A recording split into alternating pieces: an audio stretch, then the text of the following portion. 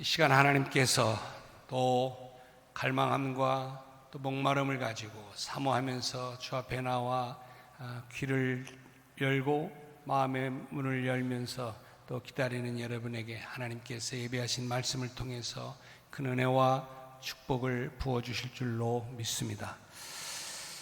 여러분, 어제가 81주년 광복절이었습니다. 그리고 오늘은 우리가 광복절 기념 예배로 교회에서는 드리죠. 우리 민족이 일제의 침략을 받고 수많은 고난과 압박을 받으면서 지내오다가 1945년 8월 15일에 일본이 연합군에게 항복을 하게 되면서 우리 민족도 해방을 맞이하게 된 거죠. 사실 이 순환과 감격의 역사 한 중심에 섰던 것이 바로 우리 한국 교회였고, 또 이 사명을 이제는 짊어지고 나가야 할 곳 또한 우리 한국 교회이기 때문에 특별히 오늘 광복절을 맞이하는 우리는 하나님 앞에서 오늘 이 본문 말씀을 통해서 요나를 통해 주시는 우리 민족적 교훈, 사명을 다시 한번 오늘 이 말씀을 통해서 우리가 깨달았으면 좋겠다 하는 마음을 갖습니다. 어느 민족, 어느 역사에나 크고 작은 이런 폭풍은 다 있게 마련이죠. 그런데 우리 대한민국의 역사에서 정말 가장 커다란 폭풍을 말하라고 하면 나라의 주권과 나라의 모든 것을 자유를 송두리째 빼앗겼던 사건, 소위 한일합방 사건이라고 말하지 않을 수가 없습니다. 그래서 우리는 1910년 8월 29일 일제의 대한민국의 통치권을 모두 다 송두리째 다 넘기고는 한일합방의 조약이 맺어진 다음 1910년부터 1945년까지 약 36년 동안 우리는 소위 일제의 침략을 받으면서 지나게 됩니다. 그러면서 우리 민족의 민족의 정신, 민족의 문화, 우리 민족 언어, 심지어는 개인의 이름까지도 한국의 이름이 아닌 일본말을 이제 지어야 하는 이러한 험악한 세월을 보내야만 했습니다. 마치 요나가 타고 있던 배가 처참하게 깨어지는 위기를 직면했던 것처럼 우리 한반도의 배도 처참하게 깨어지는 경험을 우리가 한 거죠. 자, 오늘 요나서 우리 읽은 1장 4절의 말씀을 다시 한번 상기해 보면 이렇게 말하죠. 여호와께서 큰 바람을 바다 위에 내리심에 바다 가운데에 뭐가 큰 폭풍이 일어나서 배가 어떻게 됐다고요? 거의 깨지게 되었다. 이렇게 말씀합니다. 어쩌면 일제강점기의 우리 민족의 경험이 바로 이런 것이 아니었을까 생각하는 거죠. 한 민족을 지탱하던 배가 깨어져서 이제 모든 것을 잃어버리는 상황까지 우리 민족이 몰렸던 것입니다. 이런 일본의 식민 통치가 절정에 달하면서 우리의 민족 자주권을 송두리째 우리가 다 빼앗기게 되면서 이제 우리는 일제의 노예로 전락하게 된 거죠. 이것은 마치 오늘 본문이 말씀하는 11절의 정황의 상황을 연상하게 만듭니다. 자, 오늘 11절 말씀을 다시 한번 볼까요? 바다가 점점 흉흉한지라. 바다가 점점 흉흉했다. 그러면서 무리가 그에게 이르되 우리가 너를 어떻게 해야 바다가 우리를 위해서 잔잔하겠냐? 이렇게 말합니다. 자, 이렇게 흉흉하게 되어진 상황에서 어떻게 해야 지금 이 파도가 잔잔할 수 있을까? 이런 것입니다. 지난 우리의 역사에 대한 어떤 마음, 어떤 태도를 우리가 가져야 되는가 하는 거예요. 어떻게 해야 그 과거를 발판으로 우리가 더 밝은 미래를 향하여 나아갈 수 있겠느냐 하는 것입니다. 여러분, 우리의 교훈은, 우리는 역사를 통해서 교훈을 받고 그것을 기반으로 하여 미래를 향하여 나가게 되는 것이죠. 자, 그렇다면 사실 우리가 해방의 진정한 기쁨을 간직하고 또 나라의 미래를 잘 준비하기 위해서는, 여러분, 우리가 겪었던 이 과거의 수치를, 이 과거의 모든 아픔들을 또 우리가 수치로만 여기지 말고 또 이것이 반복되어지지 않게 하기 위해서 필요한 것이 뭡니까? 과거에 대한 통렬한 반성과 또 미래를 향한 다짐이 필요한 거겠죠. 여러분, 이스라엘 민족이 1년 중에 특별할 때 꼭 이스라엘 사람들은 방문하는 곳이 있는데요. 그게 바로 뭐냐면 사해 바다 위에 있는 마사다라고 하는 언덕입니다. 저 보시는 것처럼 사실 대단한 이렇게, 물론 사진으로 이렇게 보니까 작은 언덕 같으지만 사실 좀 꽤 됩니다. 성지순례를 가면 이제 꼭 한 번씩 가보는 곳인데요.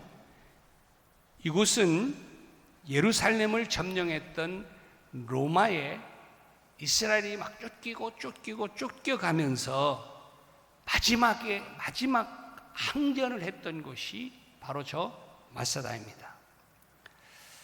그러니까 민족 최후 쫓기다가 그래서 결국 나중에는 어쩔 수가 없어서 다 함께 모두가 저기에서 자결을 한 곳입니다. 그래서 이스라엘 군인들이 임관할 때는 꼭 저 마사다에 가가지고 선설을 한다는 거예요. 우리 민족은 다시는 패망하지 않을 것입니다 라는 그러한 선언과 다짐을 하면서 이제 새롭게 출발하는 그러한 교육의 장소입니다. 자, 오늘 이 시대를 살아가는 우리도 우리 민족 역사의 가장 큰 비극이었던 이런 국권 상실의 사건에서 우리가 배워야 할 교훈의 메시지, 오늘 말씀을 중심으로 하면서 우리가 들어야 할 것이라고 생각합니다. 첫 번째로 생각해 볼 건 뭐냐면, 우리의 어두운 역사를 우리는 먼저 바르게 알아야 한다는 거예요. 인지해야 한다는 거죠. 자, 오늘 본문 말씀 보세요. 처음 하나님의 명령을 거스리고 도피해 가던 요나에게 제비가 뽑혔어요. 제비 뽑혔는데 이 뽑힌 상황에서 요나가 더 이상 회피하지 않아요. 도피하지도 않습니다. 그리고 요나는 과거의 자기 잘못을 극복하기 위해서 자기의 책임을 통감하고 자기가 그 책임을 지는 자리에 나가는 거죠. 12절의 말씀을 함께 보면, 한번 12절을 함께 볼까요? 보면 이렇게 말합니다. 같이 한번 읽습니다. 시작. 그가 대답하되 나를 들어 바다에 던지라. 그리하면 바다가 너희를 위하여 잔잔하리라. 너희가 이 폭풍을 만난 것이 나 때문인 줄 알아라. 이렇게 말합니다.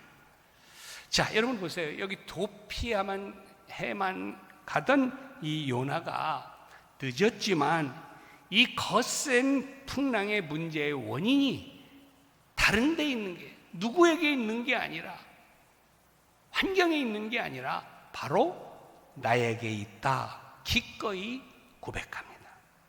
회피하지 않아요. 남에게 미루지 않습니다. 그렇습니다, 여러분. 역사는 책임질 줄 아는 사람에게만 새로운 역사를 맡긴다는 교훈을 얻게 되는 것이죠. 여러분, 우리가 8.15 해방 이후에 얼마나 많은 혼란을 겪었습니까? 그 혼란의 이유가 무엇입니까? 이제 해방되고 난 다음에 이 모든 화살을 서로가 돌리기 시작한 거예요. 당신 때문이었다. 당신 때문이었다. 여러 가지. 그런 부분이 맞기도 합니다. 그렇지만 여러분, 친일 청산이 결코 몇 사람을 또 지도자를 처단하고 그렇게 한다고 해서, 정죄한다고 해서 해결되는 문제가 아니지 않습니다. 분명하게 책임져야 할 사람은 물론 책임을 져야 되지만은, 우리는 한일 청산이라고 하는 그 명목하에 원한을 품고 감정을 또 섞어가면서, 그러면서 서로가 서로의 화살을 돌려대면서 민족이 비참하게 갈라지는 역사를 우리는 경험했어요. 자, 그런데 안타까운 거는요, 요즘까지도, 오늘날까지도 이런 문제를 지혜롭게 풀지 못하면서 또 이렇게 방황을 하고 있는 것을 보면서 안타까운 마음을 갖습니다. 여러분, 국권 상실의 궁극적인 책임은 물론 이완용을 의시한 몇몇 사람에게도 있는 것이 사실일지 모르지만, 그러나 저는 이 모든 것이 우리 국민 모두에게, 즉 바로 나에게 있는 문제요, 책임이라고 생각을 하는 거예요. 결국 누가 잘못한 거예요? 그 사람들만 잘못한 게 아니라 우리 모두가 잘못한 것이라는 거예요. 여러분, 우리가 느헤미야서를 통해서 깨닫게 되어지는 것은 무엇입니까?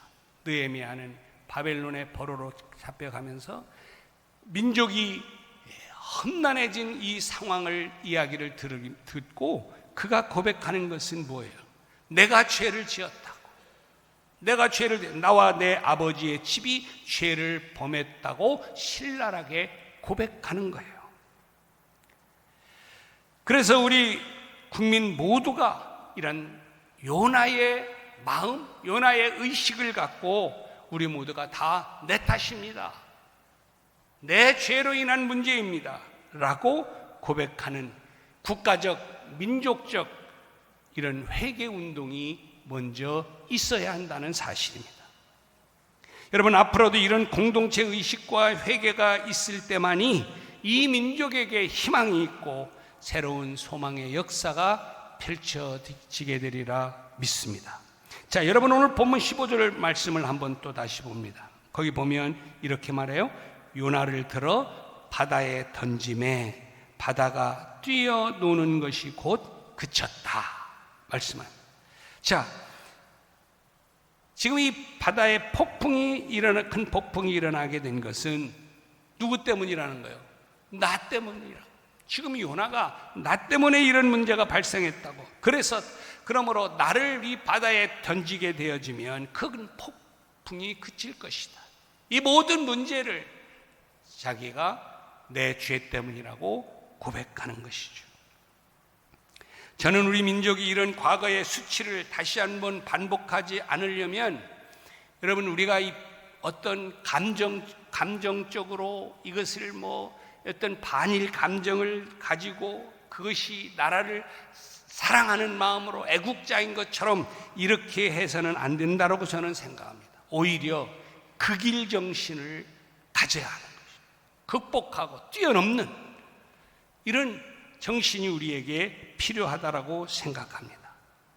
그냥 일본만 생각하면 무조건 싫다, 그냥 이갈린다, 이런 반일 정신보다는 오히려 우리가 힘을 기르고 우리가 능력을 또 갖추어서 우리가 그들을 뛰어넘는 것입니다.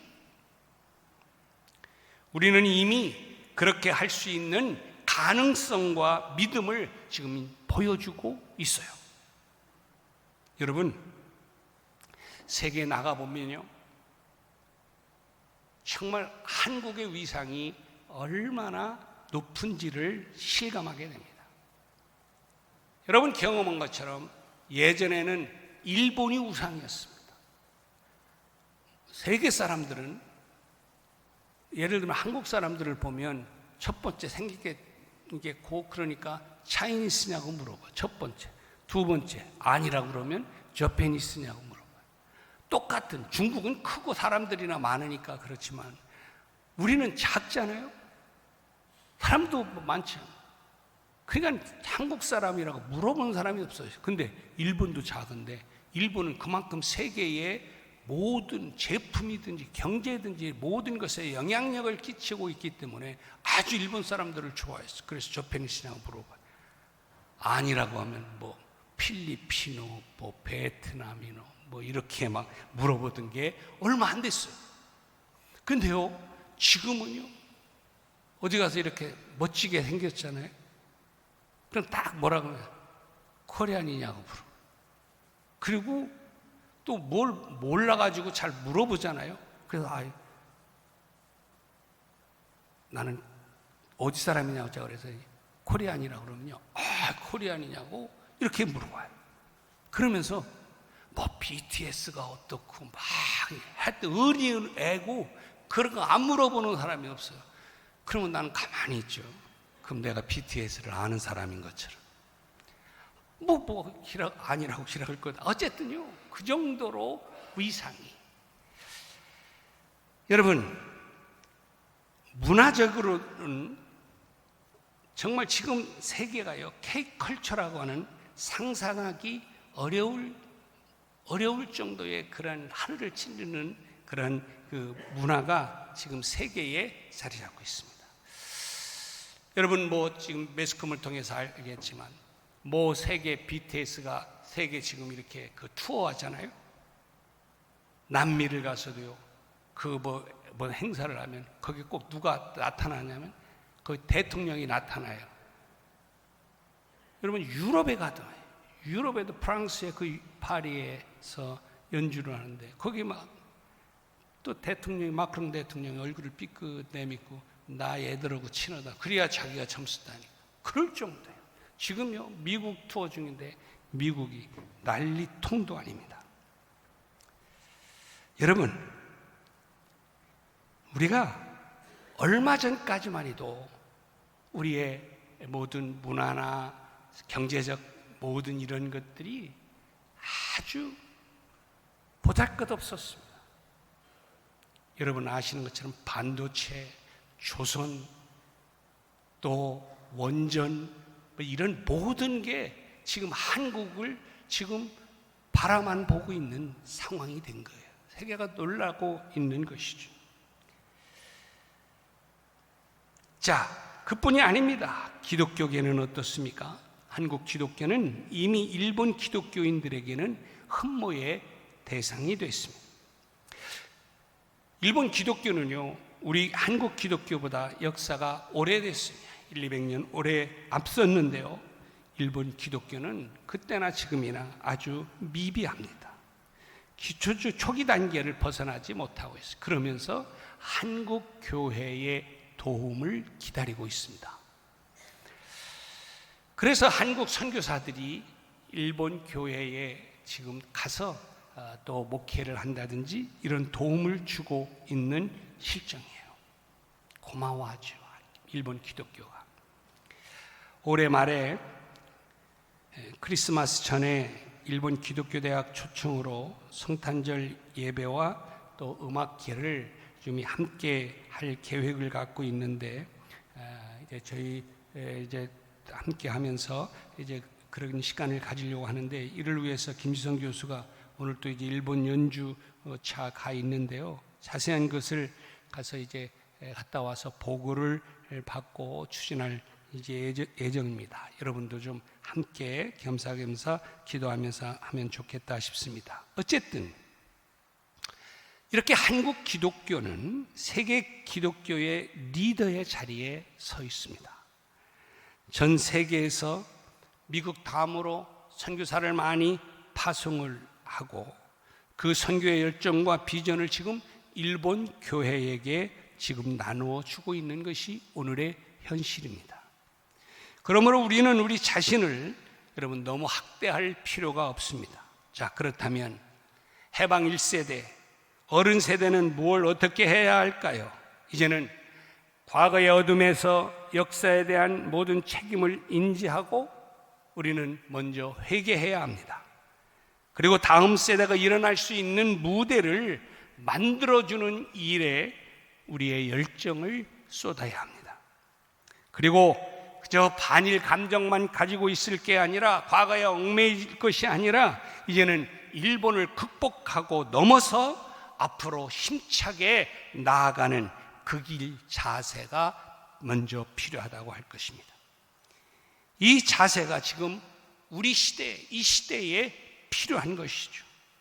이 큰 마음을 우리 모두의 가슴에 담아 줄 줄로 믿습니다. 자, 이 요나의 폭풍이 주는 두 번째 교훈이 있습니다. 그것은 여호와 하나님 경외가 회복돼야 한다는 거예요. 뭐가 회복돼야 된다고요? 하나님을 경외하는 마음이 회복돼야 된다는 거예요.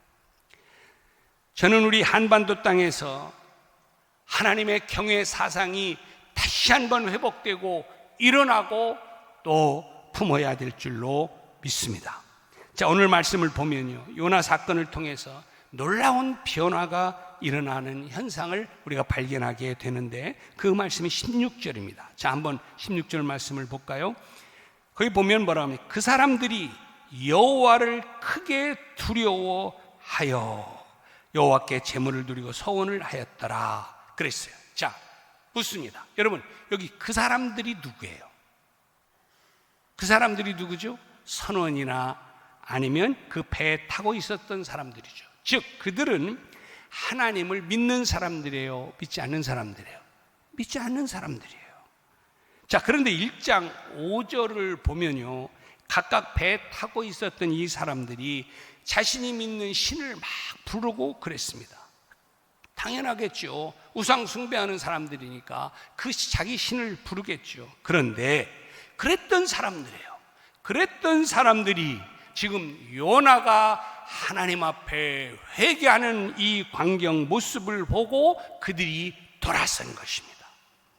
그리고 살아계신 그 요나의 하나님, 요나가 믿는 그 하나님 여호와 앞에 엎드려서 지금 그 하나님을 경외하는 것입니다. 여러분, 14절에 이제 이들이 기도를 하는 모습을 볼 수가 있는데, 거기 보면 누구한테 기도해요? 하나님께 기도해요. 자, 한번 보실까요? 14절에 같이 한번 봅니다.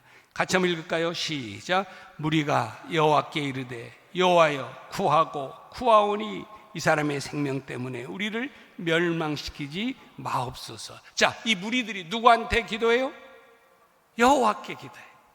먼저는 누구한테 저들이 기도했어요? 자기가 믿는 그 우상 신에게 기도했어요. 그런데 지금 요나의 영향으로 인해서 지금 이제 요나가 믿는 그 하나님 여호와 앞에 지금 부르짖고 도우심을 구하고 있는 것을 볼 수가 있는 것입니다. 여러분, 얼마나 놀라운 일입니까? 한마디로 선한 영향력을 지금 요나가 우상 숭배하는 이 사람들에게 끼쳤고, 그들이 이제는 요나가 믿는 그 하나님을 경외하게 되었다, 그런 거예요. 사랑하는 여러분, 경건한 신앙, 바른 신앙은 반드시 다른 사람들에게 선한 영향력을 끼치게 되어져 있습니다. 놀라운 결과죠. 요나가 진지하게 회개하고 깨어나면서 이를 본 이방인들이 요나의 하나님, 그 하나님이 나의 하나님이 되기를 소원하며 그 하나님 앞에 무릎을 꿇기 시작한 거라는 것이죠. 여러분, 우리 한국 기독교의 역사를 보면요, 소위 일제강점기 시절에 교회가 어땠을까요? 왕성했을까요? 사실 그렇지 않았습니다. 작았습니다. 몇십만에 불과했습니다. 지금 생각하면 상상도 안 가는 숫자죠. 그런데 그때 크리스찬들은 달랐습니다. 진실했어요. 뜨거웠습니다. 그랬더니 이걸 보고 애국지사들이, 또 민족의 엘리트들이 어디로 몰려들었어요? 교회로 몰려들기 시작한 거예요. 그래서 적어도 일제강점기 때의 교회는요, 민족의 존경과 사랑과 신뢰의 대상이 됐습니다. 그래서 교회는 당시에 모든 민족의 소망이었고 등대의 역할을 했습니다. 자, 그러면 여러분, 이런 것이 지금은 가능하지 않나요? 가능합니다. 아니, 반드시 이렇게 가능하도록 회복해야 할 줄로 믿습니다. 이것은 저와 여러분 한국 교회가 믿음의 본질을, 제가 금요일 날도 말씀을 드렸지만 믿음의 본질을 우리가 회복할 때에 바로 이루어지게 될 수 있는 일입니다. 저는 우리 성남중앙교회가, 또 우리 성남중앙교회의 성도들이 먼저 이런 놀라운 일에 앞장을 서야 된다라고 믿습니다. 내 교회만을 생각하고 내 신앙만을 생각하는 그러한 이기적인 모습이 아니라 이 지역을 품고 사랑하며 섬기는 이 일에 우리가 마음을 열고 교회를 개방하며 문을 낮추는 일에 우리가 솔선수범해야 합니다. 저는 그래서 앞으로 우리 교회가 할 수 있는 범위 안에서 가능하면 이 지역 속에 더 가까이 다가가는 교회로 우리가 존재하기를 소망합니다. 그럴 때 믿지 않는 자들이 자연스럽게 교회로 예수 앞으로 이렇게 나와 구원받게 되는 놀라운 은혜의 역사가 일어나게 될 줄로 믿습니다. 이런 하나님의 경외사상, 또 교회가 존경받는 놀라운 회복이 다시 한번 이 땅에서 일어나야 된다는 거예요. 마지막 세 번째로 요나를 통해 주시는 교회의 민족적 교훈은 뭐냐면 새 시대를 우리가 준비해야 한다는 거예요. 자, 오늘 본문은 요나가 바다에 던져졌다 이렇게 하고 끝나지 않아요. 요나가 책임지고 회개하는 모습을 보시고 하나님의 새로운 계획이 펼쳐지는 것을 볼 수 있습니다. 자, 17절 말씀을 한번 볼까요? 17절 같이 한번 있습니다. 시작. 여호와께서 이미 큰 물고기를 예비하사 요나를 삼키게 하셨습니다. 요나가 밤낮 3일을 물고기 뱃속에 있으니라. 어떤 사람은 이 말씀을 보면서 어디에 초점이 있냐면 요나가 밤낮 3일을 물고기 뱃속에 있었다. 이게 말이 되느냐? 상식적이냐? 어떻게 사람이 뱃속에, 물고기 뱃속에 들어가서 또 살 수 있냐? 이런 데 초점을 가지고 또 이렇게 물고 늘어져요. 예, 그럴 수 있는 생각일 수 있습니다. 그러나 여러분 보세요. 우리가 하나님을 어떤 하나님으로 믿습니까? 사도신경을 통해서 여러분이 매일같이 또 예배 때마다 고백하는 신앙 고백이 뭐예요? 나는 전능하신 하나님을 믿습니다. 그 전능하신 하나님이 어떤 하나님입니까? 우주 만물을 창조하시고 지으시고 있다가도 있는 것도 없게 하시고 또 이는 풍랑도 잔잔케 하시는 이런 모든 생사의 모든 주권이 누구에게 있다? 하나님에게 있다는 사실을 나는 믿는다. 진짜입니까? 여러분 진짜입니까? 이게 안 믿어지면요 다 가짜예요. 다 가짜. 믿어지게 해야 돼요. 자, 그렇다면 잘못은 아니에요. 안 믿어지는 게 잘못은 아니지. 그 믿도록 내가 정말 믿음으로 가능한 거니까 어쨌든 믿어야죠. 자, 그러면 여러분 보세요. 그 전능하신 하나님이 죽었던 사람도 살리는 하나님이신데 물고기 뱃속에 3일이 있었던 3시간이 있었던 365일 있었던 살고 죽게 하는 건 누구의 영역이에요? 하나님의 주권이에요. 그냥 이렇게 우리가 믿어버리면 돼요. 아멘입니까? 자, 제가 말씀드리려고 하는 핵심은 포커스는 거기에 있는 게 아니라 오늘 여기 두 단어에 있어요. 어디? 이미 그리고 예비하사라는 말씀. 여호와께서 이미 큰 물고기를 예비하셨다. 그래서 이 요나를 삼키게 하셨다. 누가 하셨다는 거예요? 하나님이 이미 하셨다는 거예요. 여러분, 하나님이 이미 계획하셔서 이루어 가시는 일이라면 여러분 이것은 놀라운 은혜요 축복이죠. 저는 어떤 의미에서 우리 민족의 일제 강점기 기간은 새로운 시대를 열기 위한 하나님이 이 민족을 어떤 그 고난의 수월, 고난의 그 고통의 현장 속에 물고기 뱃속 같은 그런 그 속에 하나님이 머무르게 하셨다라고 믿는 거예요. 자, 일제 강점기 시대 하나님이 우리 민족에 주신 놀라운 하나님의 계획된 선물이 있었습니다. 무엇인지 아십니까? 그게 바로 교회입니다. 교회예요. 사실은 우리 민족이 일본에 의해서 이제 서서히 삼키어 가면서 오히려 이 땅에 복음의 뿌리가 더 견고하게 심겨지기 시작을 해요. 그리고요, 각 교회가 막 세워지고 그 어려움 속에서도 교회가 실질적으로 성장하게 되며 자라가는 거예요. 선교사들이요, 복음을 들고 저 제물포 항에 이제 들어온 것이 몇 년이냐면 1885년이에요. 그리고 소래교회가 생겨요, 최초에. 그 다음에 내리감리교회가 생깁니다. 또 정동감리교회 뭐 이렇게 해서 막 세워집니다. 그리고 난 다음에 꼭 25년이 지난 1910년에 한일합방이 되는 거예요. 복음이 전해진 지 25년 만에. 그런데 나라를 잃어버린 우리 민족이 바라볼 나라가 없는 이 민족에게 다시 소망하고 바라봐야 될 나라가 생긴 거예요. 그게 뭐예요? 저 하나님의 나라다. 그래서 이 복음을 통해서, 교회를 통해서 막 모든 백성들이 이제는 하나님의 나라를 사모하게 됐고 그 나라와 의를 구하는 민족으로 막 발돋움하기 시작을 하게 된 거예요. 그리고 복음과 함께 전해진 소위 기독교 문화가 이 땅에 서서히 뿌리를 내리기 시작하는 계기가 된 것입니다. 그래서 전국 각지에 이제 교회가 세워질 뿐만이 아니라 이제 병원이 세워지죠. 또 학교가 세워지죠. 그 당시에는요, 이런 기독교 단체에서 이렇게 이제 세운 이런 학교나 또 교회, 그 병원들이 생기게 된 거예요.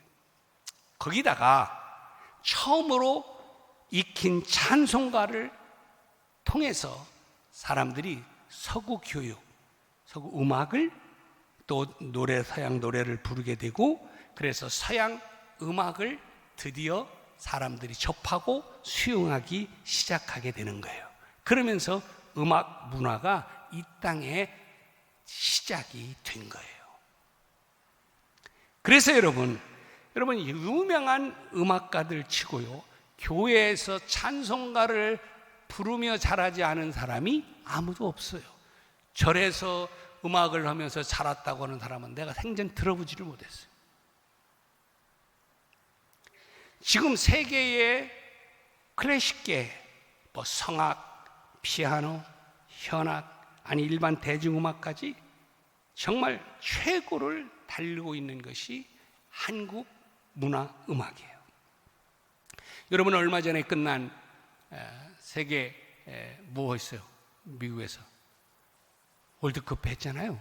월드컵은 세계인이 다 주목하는, 그리고 개막식과 폐막식은 온통 사람들의 시선이 거기에 집중돼요. 그래서 그 행사에는요, 탑 클래스 아니면 거기다 붙일 수 없어요. 근데 시작과 마지막 대미를 누가 장식했어요? 한국 사람이 다 장식했어요. 여러분, 이건 놀라운 일이에요. 그만큼 인정을 받는다는 이야기죠. 자, 며칠 전에 세계 유명한 그래미 어워드에서 매년 그해 최고 음악상을 선정하잖아요. 그런데 그들이 내년부터는 아시아 음악은 따로 분리를 해가지고 시상을 하겠다. 니들끼리 이렇게 이제 하겠다. 이렇게 얘기를 했어요. 그랬더니 BTS가 거부를 해버렸어요. 겁대가리 눕는 거지요. 쉽게 말하면 주면 감사하다고 그래야지. 근데 우리는 그렇게 안 하겠다. 음악이 음악이고 문화가 문화지, 무슨 그런 걸 다 초월하는 것인데 자신만만한 거죠. 그래가지고요, 어제 제가 뉴스를 보니까요, 그래미에서 꼬리를 내렸어요. 좀 조정하겠다. 여러분, 이게 있을 수가 없는 이야기예요. 결론적으로 이만큼 당당해졌다는 이야기겠죠. 어쨌든 제가 말씀드리려고 하는 핵심은 우리 문화의 영향력이, 기독교 문화가 이 땅에 보급이 되어지면서 이제는 이렇게 세계의 문화, 세계 모든 것을 이제 리드해 나가는 그러한 그 자리에까지 이르렀고 성장해 왔다는 것입니다. 자, 이게 여러분, 저는 우리 민족이 고통과 아픔 가운데 있었을 때에 하나님은 오늘 이미 계획하셨다. 하나님은 이미 예비하셨다. 말씀한 것처럼 하나님께서는 이런 기회를 하나님이 예비하셔서 정말 교회를 든든하게 교회에 몰려들게 하고 교회를 통해서 교육하고 문화가 보급되어지고 또 모든 그 병원이나 모든 것들이 다 이제 새롭게 일어나게 되어지면서 한국을 일깨울 그러한 예비를 하나님이 하셨다고 믿는 것입니다.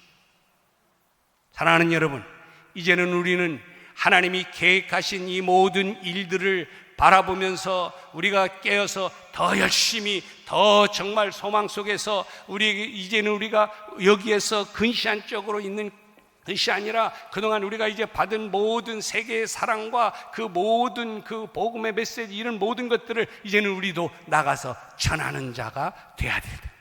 그런 자리에 하나님이 예비하셨다는 거예요. 할렐루야. 제가 요 마지막으로 좀 그 영상을 찬송을 하나 이제 들으면서 마치게 될 건데, 지금 세계의 피아노는 이민찬이라고 하는 사람으로 지금 세계가 아주 그냥 막 그 흔들흔들하고 있습니다.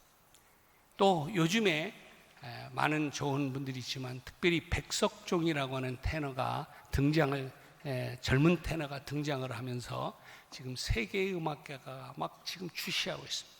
이 친구를 막 모시려고 어쩔 줄을 몰라는 거예요. 근데 정말 아름다운 크리스찬이에요.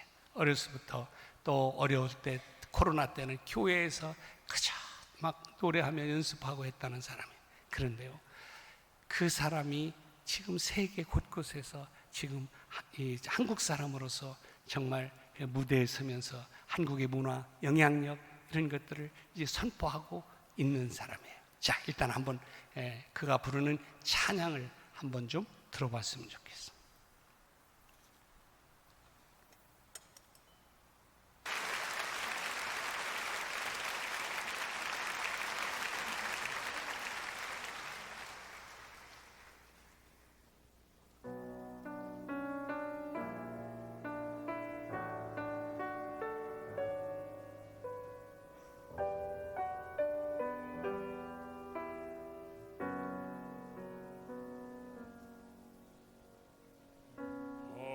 십자가에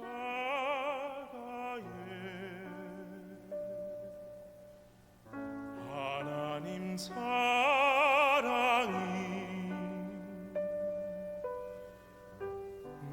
눈을 감아도 보이는 사랑,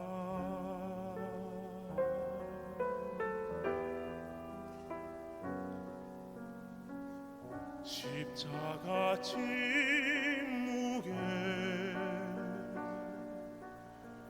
사랑의 외침이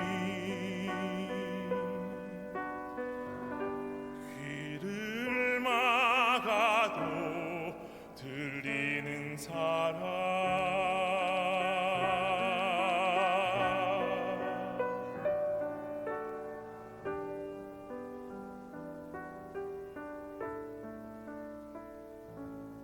하루의 수고가 힘에 겪고 마음의 짐이 무거워질 때 십자가 깊이 새겨진 사랑,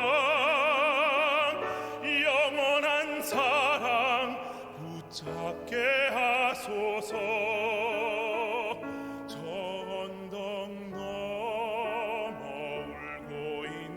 사람 외롭고 지쳐 쓰러진 사람, 십자가 침묵에 흐르는 외침, 그 사랑의 외침 듣게 하소서. 어디를 가든지 무엇을 하든지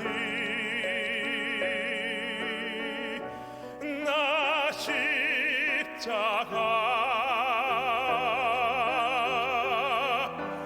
떠날 수 없고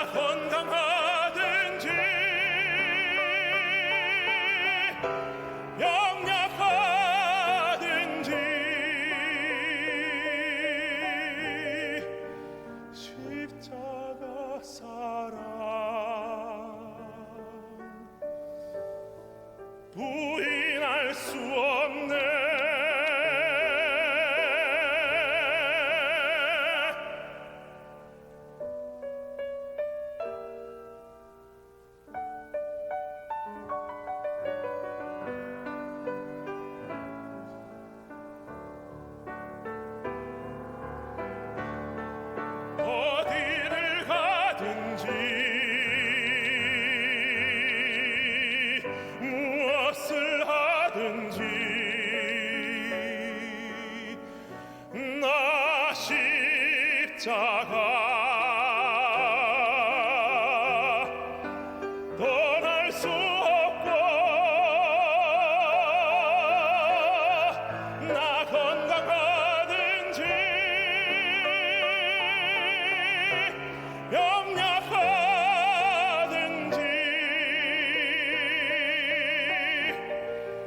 십자가 사랑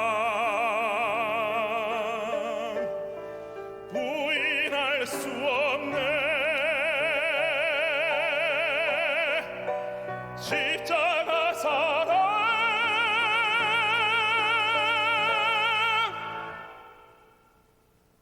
부인할 수 없네. 하나님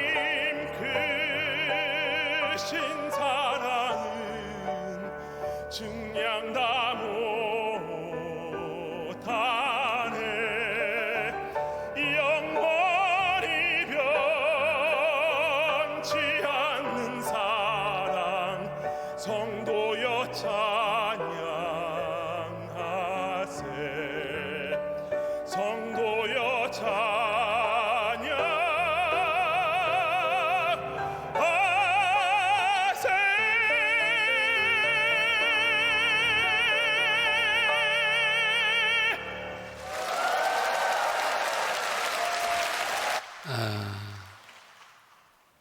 대단하죠? 시원하고 묵었던 게 다 내려가는 것 같은. 저도 시간이 있을 때 저 친구의 또 오페라 많이 하더라고요. 듣고 또 기호 강도 하지만 또 찬양을 많이 불러요. 찬양을 들으면서 은혜를 많이 받는데, 여러분 시간이 있으면 유튜브 들어가면 백석종을 치면 나와요. 어쨌든 중요한 것은 여러분 하나님이 주신 은혜와 사랑을 우리가 잊지 말고, 우리 민족에게 주신 이 은혜의 사랑을 잊지 말고, 이제는 마지막 하나님의 귀한 또 이 사명을 감당하는 우리 민족이 되게 하여 주옵소서. 우리 같이 한번 한성으로 좀 기도했으면 좋겠는데, 함께 기도하면서 특별히 최선출 권사님 남편으로 최기만 집사님이 지금 중환자실에 있는데요, 집중 치료받고 있는데 위에서 기도해 주시면 고맙겠습니다. 함께 기도하겠습니다. 기도합니다. 할렐루야. 하나님 아버지 감사합니다. 오늘 아버지 한 말씀을 통하여 하나님 아버지 하나님 정말 이제 오늘 또 깨닫게 하시니 감사합니다. 하나님 아버지 하나님 요나의 이 아버지 하나님 이제 또 교훈을 통해서 하나님 우리 민족에게 주시는 교훈을 받습니다. 하나님 이 아버지 하나님 우리가 가졌던 이 모든 아픔과 어려움, 이 모든 것은 누구 때문이 아니라 나 때문이요, 우리 민족 때문이요, 나 때문이었다는 사실을 고백하고 회개하면서 이제는 더 나은 미래를 향하여 하나님이 예비하시고 하나님이 이미 준비하신 것을 우리가 믿고 바라보며 나아갔던 이 민족. 그래서 하나님께서 해방도 주셨고 한국교회를 통해서 하나님 이 땅에 많은 선한 영향들을 이렇게 저렇게 많이 부어주셨습니다. 이제는 더 우리가 하나님 주신 이 많은 것들을 더 겸손하게, 또 아버지 하나님 우리가 분명하게 아버지 하나님이 교만하지 않고 하나님 그래서 많은 세계 열방에 하나님 이런 거룩한 하나님의 복음을 드러내며 선포하며 나타내는 이 민족이 될 수 있도록 하나님 축복하여 주옵소서.